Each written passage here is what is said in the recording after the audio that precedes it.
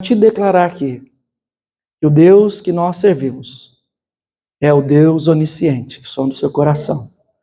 O nosso Deus é o Deus onipotente, poderoso para fazer coisas grandiosas.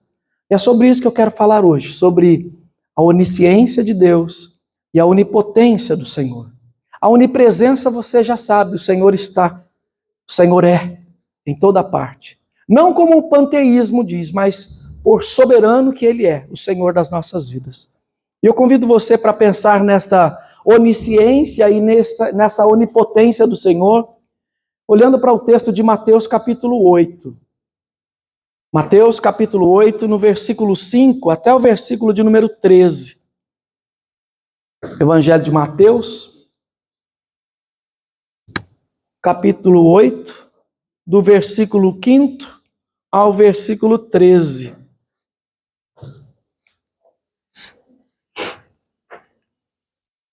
Diz a palavra do Senhor: tendo Jesus entrado em Cafarnaum, apresentou-se-lhe um centurião implorando: Senhor, o meu criado jaz em casa, de cama, paralítico, sofrendo horrivelmente. Jesus lhe disse: eu irei curá-lo. Mas o centurião respondeu: Senhor, não sou digno de que entres em minha casa, mas apenas manda com uma palavra e o meu rapaz será curado. Pois também eu sou homem sujeito à autoridade. Tenho soldados às minhas ordens e digo a este, vai, e ele vai. E a outro, vem, e ele vem. E ao meu servo, faz isso, e ele o faz. Ouvindo isto, admirou-se Jesus e disse aos que o seguiam: em verdade, vos afirmo que nem mesmo em Israel achei fé como esta. Digo-vos que muitos virão do Oriente e do Ocidente e tomarão lugar à mesa com Abraão, Isaque e Jacó no reino dos céus, ao passo que os filhos do reino serão lançados para fora, nas trevas. Ali haverá choro e ranger de dentes. Então disse Jesus ao centurião: vai-te e seja feito conforme a tua fé. E naquela mesma hora, o servo foi curado. Ó Deus bondoso, nós cremos na santa visitação do Senhor. A visitação do Senhor vai além, Senhor, das distâncias que nós colocamos física, emocionalmente, espiritualmente. Sonda, Senhor, o nosso coração. Pois nessa hora nós nos curvamos diante do Senhor, pedindo ao Senhor: fala, Senhor, fala conosco, em nome de Jesus. Amém.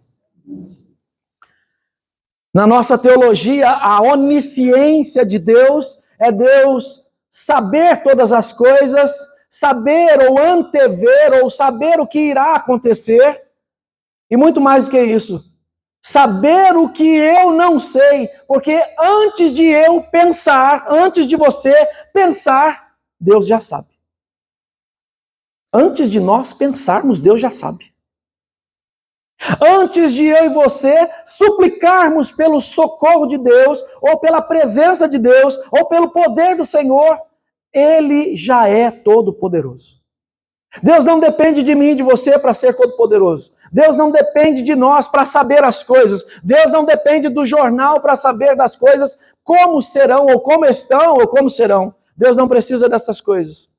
O texto que nós estamos lendo é o texto que fala de duas pessoas em apuros, de duas pessoas em dificuldade. Mas também podemos ver essas duas práticas de Jesus atuando nessas vidas. A onisciência, porque Deus já sabe como é a causa ou como estão as coisas com aquele servo. E Deus também já sabe como está o coração daquele centurião. Deus já sabe, Jesus já sabe de todas essas coisas.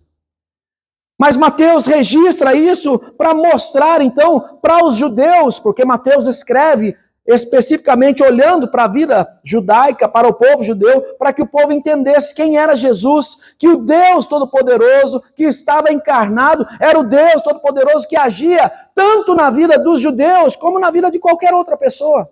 transformando, mudando a sorte, mudando vidas. E uma coisa nos é certa aqui, meus irmãos, a partir desta onisciência e dessa onipotência do Senhor, Deus já sabe o que você necessita. Deus já sabe o que você tem pedido. Deus já sabe o que você irá pedir. O texto diz para nós que este homem toma uma atitude, este centurião toma uma atitude. O versículo 6 diz que ele vai até, aliás, o versículo 5 diz que ele se apresenta ao Senhor. Quando eu e você nos apresentamos na presença do Senhor, irmãos, há uma expectativa celeste. Os anjos louvando a Deus e querendo ver mais uma vez a ação poderosa do Senhor transformando, mudando vidas, transformando situações. Os anjos celestes torcem por nós, almejam ver a glória do Senhor agindo, atuando na vida dos seus eleitos, dos seus salvos. E o texto diz então que este homem, que é um centurião, que é uma pessoa até famosa, uma pessoa que tem uma certa ordem ou um respeito ali naquela região onde ele está, mas é uma pessoa que precisava de uma coisa: provar do poder de Deus. Às vezes, irmãos, nós estamos na igreja, vivemos na vida cristã, conhecemos Jesus, sabemos da fama do Senhor, sabemos do seu poder, sabemos da sua onisciência, sabemos da sua onipresença também, e só sabemos. E o que Deus quer tratar no nosso coração é que Ele sempre vai além, quer mostrar coisas mais, quer fazer coisas mais, quer nos nutrir a cada dia mais, nos fortalecer, nos favorecer e mostrar como Ele cuida de nós, seja a situação mais horrível da nossa história. O texto diz que aquele homem, diz que o seu servo estava, versículo 6, diz que estava sofrendo horrivelmente. Seria dores? Seria ameaça de morte? O que rondava aquela vida? O que rondava aquele coração? O que rondava aquela família? Sendo ele um centurião, os soldados, a centúria, ou aqueles 100 soldados que ele comandava, o que eles pensavam ao ver o seu líder apreensivo? O que eles pensavam ao ver o seu líder ali preocupado com aquele servo? Dedicação. Dedicação às pessoas. Dedique-se às pessoas. Não importa como estejam as coisas, dedique-se. Dedique-se no que você faz, faça o melhor. Dedique-se na sua expressão de adoração, de culto ao Senhor, faça o seu melhor, busque o seu melhor, encontre o seu melhor, faça isso, transpire isso, viva isso para a glória do Senhor, o seu melhor. O melhor que o centurião podia fazer naquela hora era ouvindo ou conhecendo a fama, e creio eu que ele até conhecia Jesus. Porque ele vive na época de Jesus, os centuriões caminhavam por todos os lugares com as suas tropas, e ele já havia ouvido de que Jesus fazia milagres. Irmãos, Deus às vezes nos coloca em situações adversas para nos alimentar a fé. Sabe quando as situações vêm e, como eu disse a você aqui, você parece que está abandonado? Sabe quando as situações vêm e você fala assim, não tem mais jeito? Ao ponto de você até começar a compactuar contra você mesmo ou contra você mesma e dizer, eu sou um fracasso, eu nunca vou vencer, eu nunca vou conseguir. Deus atua na minha e na sua fé, entendendo o meu e o seu coração, transformando a nossa vida para que eu e você provemos da sua onipotência. Provemos do seu poder maravilhoso. O texto está dizendo da cura daquele servo, mas há muito mais do que isso. A riqueza está na fé daquele centurião, num fortalecimento de fé. Muitas vezes, irmãos, uma coisa aqui ou acolá na nossa história nos atormenta a vida, mas Deus quer fazer com que eu e você sejamos nutridos, que a nossa fé não seja uma fé raquítica, mas seja uma fé robusta. Se nós olharmos para as histórias bíblicas, olharmos para a ação de Deus soberana na vida do povo, se nós olharmos desde os prólogos, desde o início da história, nós vamos ver Deus trabalhando, Deus tratando, Deus fazendo coisas que eu e você não entendemos, a semelhança do que falamos hoje na escola dominical, quando Deus está agindo nos bastidores, quando Deus está transformando e ninguém está vendo, quando Deus está fazendo e eu e você só precisamos crer. Deus quer trazer isso para nós. Deus quer nos nutrir desta força. Deus quer nos dar esse vigoroso esplendor de fé, de convicta confiança nele. E para isso, irmãos, eu e você precisamos entender que Deus pode curar pessoas. Deus pode transformar pessoas. Deus pode mudar a sorte das pessoas. Eu ouvi hoje aqui um testemunho. E a resposta da nossa oração. Nós estamos orando pela irmã Maria Fidelis. E cadê a Ivone? Ali. E Ivone hoje deu um testemunho aqui que eu fiquei feliz demais. A nossa irmã, vocês se lembram, irmãos, como é que foi o culto lá? No quarto da irmã, deitado. Sabe o que a Ivone me relatou hoje? A mãe saiu andando até esqueceu do andador. Glória a Deus. Quem faz isso? Aquele que sonda os corações, aquele que transforma vidas, aquele que diz e tudo se realiza, aquele que diz, faça-se e acontece. É esse Deus Todo-Poderoso, esse Deus que nós lemos no Salmo 33, esse Deus que nós lemos no Salmo 103, esse Deus que nós lemos no Salmo 148, é o Deus que fala e tudo acontece, é o Deus que age e não há quem peça, é o Deus que transforma as situações mais agudas da vida para a glória do nome dele, para que eu e você entendamos, Deus nos visita sim, Deus sabe sim do nosso coração, e Ele tem poder sim para transformar, Ele tem poder sim para mudar, para fazer com que as coisas todas sejam movidas para a glória do seu louvor. Nós estamos vendo, irmãos, vocês que não têm vindo na escola dominical, venham para a escola dominical. Nós estamos vendo exatamente isso. A providência de Deus, a mão providente de Deus, transformando os bastidores, levando aquela judia, aquela órfã, aquela coitada, a se tornar a rainha da Pérsia. Olha o que Deus faz. Sabe o que é o mais difícil nisso? O crivo do tempo. Quanto tempo mais eu vou aguardar? Quanto tempo mais eu vou esperar? O tempo que nos for necessário. O salmista diz o quê? Espera por quem?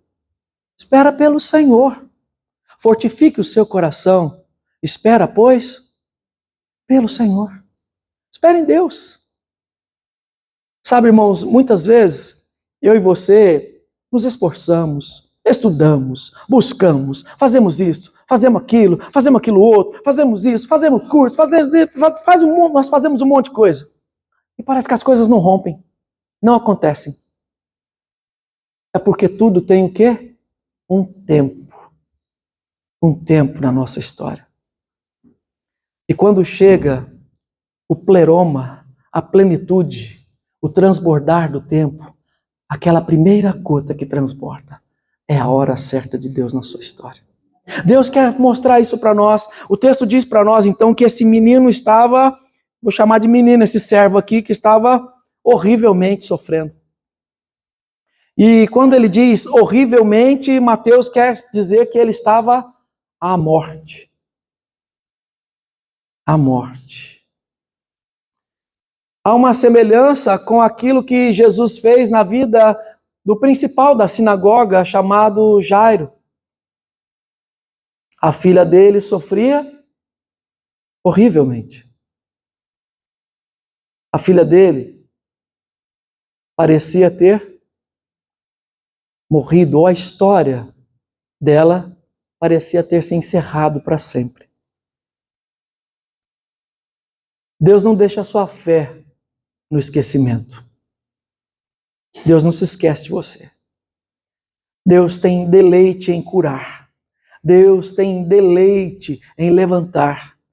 Deus tem deleite em fazer com que eu e você cobremos o ânimo. Deus tem deleite em fazer obras grandiosas na nossa vida, para que eu e você falemos ao nosso coração, gritemos à nossa alma, gritemos aos quatro ventos que Ele é o Senhor, Ele é poderoso. Eu já estava pensando em desistir, eu pensei que não aconteceria, mas o Deus Todo-Poderoso fez. Ele fez. O nosso Deus faz. O nosso Deus é todo poderoso. E Ele quer, única e exclusivamente, fazer algo com o meu coração e com o seu coração. Colocar-nos, então, em fé. Não é a ação, não é a atitude. O centurião mesmo está dizendo, eu sei, Senhor, tem gente que manda, faz isso. Eu chamo para cá, a pessoa vem. Eu digo vai, a pessoa vai. E agora é a vez de nós entendermos o que é a obediência ao Senhor. Porque o texto diz para nós o que aquele servo pediu. Olha só o versículo 8. Eu não sou digno que entres em minha casa, mas apenas manda com uma palavra e o meu rapaz será curado. O que Jesus falou para ele? Olha para o texto. O Senhor Jesus quer mostrar a mim e a você que a nossa fé deve ser atuante, meus irmãos. E o Senhor Jesus, depois de estar ali educando, discipulando ali os que estavam com ele, de falar desta fé que ele não encontrava em Israel, ele fala de algo importante que tem a ver comigo e com você no versículo 11, muitos virão do Oriente, que é aquela região, e dessa região aqui, onde eu e você moramos. Aqui é o Ocidente, aqui acontecem milagres. O texto diz que estas pessoas tomarão lugares à mesa com Abraão, Isaac e Jacó. O que é isso, irmãos? Transformação. Vida plena com o Senhor. Porque falar de Abraão, Isaac, Jacó à mesa é falar da vida plena. A vida plena é lá na eternidade. Mas Jesus está falando de vida plena aqui, neste caso. Nessa transformação, nesse cuidado, nessa vida que foi moldada, modelada para a glória do seu nome. Deus sabe que você precisa, irmão. Deus sabe da angústia do seu coração, mas Deus também sabe da dureza do seu coração. Deus sabe também de como a sua dura serviço te atrapalha. E Deus quer nos quebrar, quer nos moldar, para que eu e você entendamos. Lembra do Mordecai? Só se dobra perante o Deus Todo-Poderoso. Não se dobra aos outros deuses, não faz conchavos, não faz ligações perigosas, não faz associações perigosas, não se junta com o ímpio, não faz associação entre luz e trevas. O justo espera no Senhor, porque o justo vive pela fé no Senhor. Viva pela fé. Confie no Senhor. Descanse no Senhor. Porque em várias circunstâncias, irmãos, eu e você queremos nos associar com o ímpio. Em várias circunstâncias, eu e você queremos confiar no que não teme a Deus. E não confiamos no Deus Todo-Poderoso. E Deus nos convoca a confiar nele, Deus nos convoca a experimentar esse deleite maravilhoso de encher o coração de Deus, de encher o nosso coração da presença do Senhor, para que eu e você não incorramos no que o texto ainda aponta. O texto diz para nós que os filhos do reino serão lançados fora. Pessoas que dizem crer no Senhor e não creem no Senhor. Pessoas que dizem que confiam no Senhor, mas não confiam no Senhor. Pessoas que devotam o coração ou dizem devotar o coração ao Senhor, mas é apenas intelectualmente, não tem coração voltado para Deus, não tem vida com Deus, não querem o Senhor e não podem experimentar então da onisciência e da onipotência do Senhor. Você quer experimentar? Deus está nos convidando para participarmos disso, para que eu e você experimentemos do expediente poderoso de Deus, transformando, abrindo o mar, abrindo ou acalmando os ventos, abrindo o caminho no deserto, transformando as vidas, tirando ou desbaratando os inimigos à nossa frente, a fim de que eu e você sigamos e encontremos o bom êxito. É o Senhor que pode dar isso, é o Senhor que pode fazer isso na minha e na sua história. Se na sua luta, na sua angústia, olha o versículo 7. Se Jesus te falasse isso hoje, eu vou te curar hoje. Eu vou te curar hoje. Eu vou transformar a sua vida. Eu vou tirar as angústias do seu coração. Eu vou mostrar que eu sou Deus na sua vida. Eu vou mostrar para quem você está olhando. Eu vou mostrar para você em quem você está ouvindo hoje. Deus tem isso para a sua igreja. Nós confiamos no Senhor. Nós somos aquele do Salmo 20. Nós não confiamos em carros e cavaleiros. Nós confiamos na força do nosso Deus. Nosso Deus é que faz todas as coisas. Foi o nosso Deus Todo-Poderoso que, enquanto Josué estava orando, parou o sol, gente, parou tudo. O universo parou por causa de uma oração. Você está entendendo onde Deus quer te levar? O universo para quando você ora. Quando você fala o nome de Jesus, até os demônios caem por terra.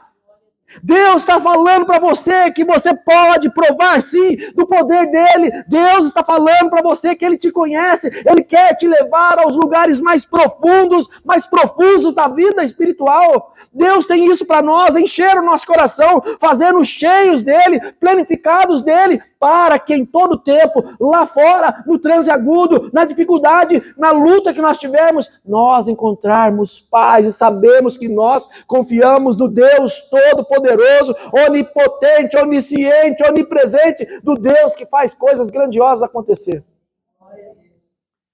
Mas para isso o meu coração tem que se voltar para Deus. Volta o seu coração para o Senhor, meu irmão. Volta essa alma seca, ressequida, volta ela para Deus, para que ela seja pungente, seja cheia, transbordante do Senhor. Não caia no vitimismo, não caia no comodismo. Busque você, clame você. E às vezes sabe o que vai acontecer? Você vai ter que clamar por você e vai ter que clamar por outra pessoa. Você vai ter que ajudar outra pessoa. O centurião esqueceu-se dele para se lembrar do servo dele.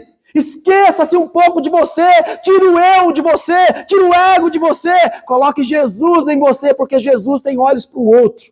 Jesus transforma, Jesus muda, Jesus modela, Jesus cura, Jesus salva, Jesus faz obras espetaculares. E a igreja de hoje precisa crer nisso. A igreja de hoje precisa confiar no poder do Senhor. A igreja de hoje precisa deleitar-se nesse poder maravilhoso de buscar o Senhor, de orar ao Senhor, de crer no Senhor e de ver o Senhor agindo. Deus age, Deus faz, o nosso Deus faz. Ai, pastor, mas sempre que eu estou assim, eu até começo bem, começo num vigor, começo numa alegria. Parece até que eu vou tocar os céus. Mas de repente me bate um desânimo. E eu não tenho mais força. E quando eu vejo, eu já estou fazendo tudo errado. Quando eu vejo, eu já abandonei. Quando eu vejo, eu já parei. Mas Deus tem recomeço para nós. A história bíblica, ela relata isso para nós, irmãos. A palavra de Deus, meus irmãos, ela é pura e simplesmente uma história de relacionamento entre um todo-poderoso e um todo fragilizado. O frágil somos nós. Somos eu e você. Nós somos frágeis.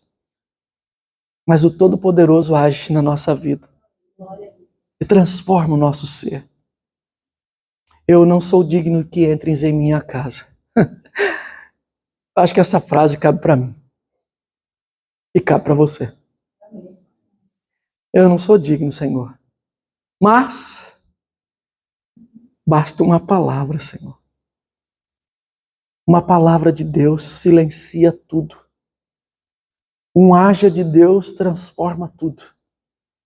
A mão do Senhor age em expedientes inacreditáveis. E às vezes, irmãos, é duro esperar. Mas o texto diz algo maravilhoso. Que aqui, neste local, ou nesta situação, o versículo 13 termina dizendo: e naquela mesma hora, ele foi curado. Glória a Deus. Lembra que nós falamos aqui dos milagres? O milagre pode ser instantâneo ou pode ser um processo. Deus está agindo aqui, meus irmãos. Deus está falando com você. Então comigo não foi instantâneo. Tem muitos processos na minha e na sua história. O Senhor quer nos lapidar. Eu me lembro de Pedro aqui. Aquele homem altivo. Aquele homem eu faço. Aquele homem eu tenho poder. Não, eu consigo. Quando ele escreve a sua epístola, ele fala: meus irmãos amados, o nosso Deus faz. Demora tempo. O próprio Senhor Jesus diz isso quando Pedro estava sendo peneirado. Ele diz: você está sendo peneirado. Quando converteres, porque andar com Jesus, irmãos, não é tudo. Nós temos que servir a Jesus e ter Jesus no coração. Andar com Jesus, Judas andou com Jesus. Quanto tempo? 3 anos. Judas tinha a luz e quis as trevas. Judas tinha o Senhor que multiplicava o dinheiro dentro da boca de peixe. E ele preferia meter a mão no alforje. Você não precisa. Você tem Deus. Você confia no Senhor. Confia em Deus. Descanse seu coração no Senhor. E o melhor de tudo é o 10º versículo para nós encerrarmos. Ouvindo isto, admirou-se Jesus e disse aos que o seguiam: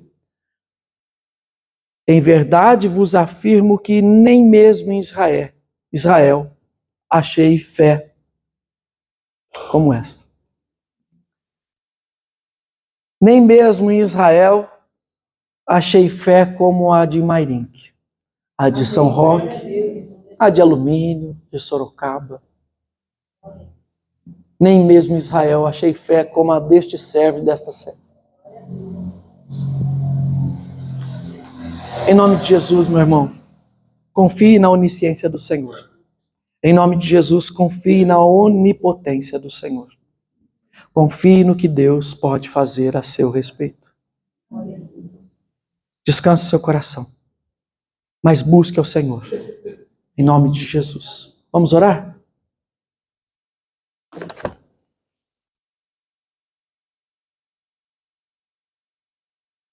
Deus de graça e bondade, eis aqui o teu povo. Somos todos ovelhas do Senhor. Ovelhas que necessitam de cuidado. Ovelhas que também necessitam de um cajado ao pescoço para livrar dos lugares escabrosos. Ovelhas que precisam do Senhor para serem guiados ao pasto verdejante. Ovelhas que precisam do Senhor para encontrar as águas calmas. Nós dependemos do Senhor, Pai. E nós reconhecemos o Senhor como nosso bom pastor, que já deu a vida por nós, já nos resgatou do lamaçal, transformou a nossa condição de perdição para salvação. E agora eu te peço aqui, Senhor, para nós, rebanho teu,